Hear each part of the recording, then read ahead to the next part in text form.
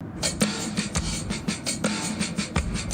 onset of the coronavirus pandemic is forcing institutions around the world to rethink about one particularly germy surface: cold, hard cash. This is going to be hard to hear, but according to multiple studies, microorganisms found living on the surface of cash and even credit cards range from mouth and vaginal bacteria to flu-like viruses. But what if you can make your daily purchases without touching a thing? Welcome to Sweden, where thousands of people are inserting tiny microchips under their skin so that they no longer have to carry cash, IDs, gym passes, and key cards to get into work. I have 2 microchip implants, one on the right and one on the left. I got the micro implants because I wanted to be part of the future. I don't need keys, so I'm able to actually open the doors with my hands. These tiny chips are about the size of a grain of rice, and they're implanted into the back of the hand with a syringe. And so far, about 3,000 Swedes have gotten them implemented. So in Sweden, you can actually use it to put your train tickets inside. You can actually use it with Scandinavia's biggest gym chain, so you don't actually need to show your membership card. I use it personally as a business card, so you can actually put your phone on my hand and then my LinkedIn pops up. So, who's behind this technology? This is Hans Sepienshowblad, and he's the CEO and co-founder of Disruptive Subdermals. They're one of the leading companies when it comes to developing microchip technologies. I first encountered chip implants for humans almost 10 years ago.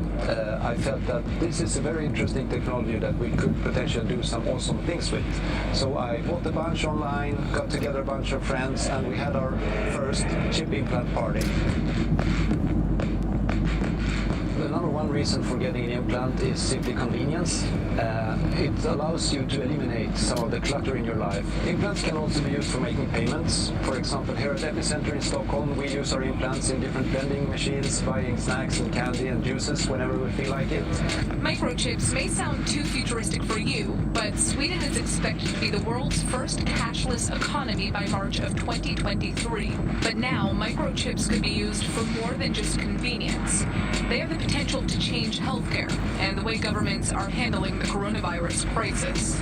I am convinced that smart implants will provide a marvelous value to people who suffer from different health conditions and need to be able to log their vital parameters on a regular basis.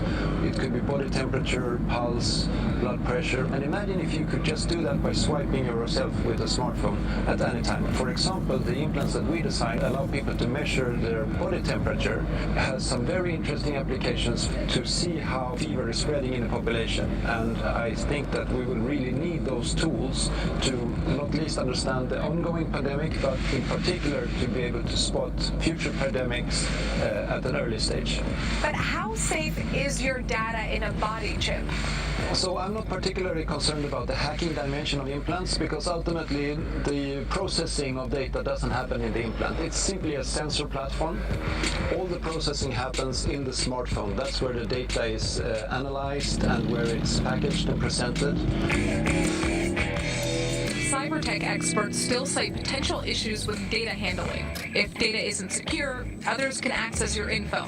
And once it's out there, it's hard to get back.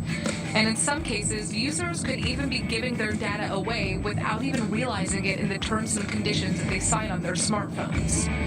But with the way technology is headed, we could see a future where microchip implanting becomes the norm.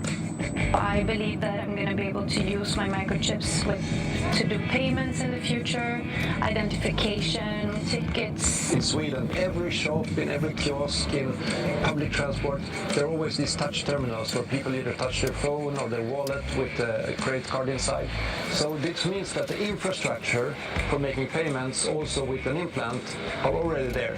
The question is, could this Black Mirror type of technology be implemented in other countries?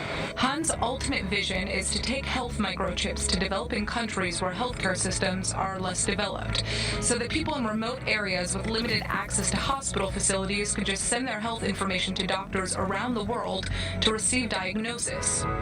But until that technology is fully developed, Would you be willing to get a microchip?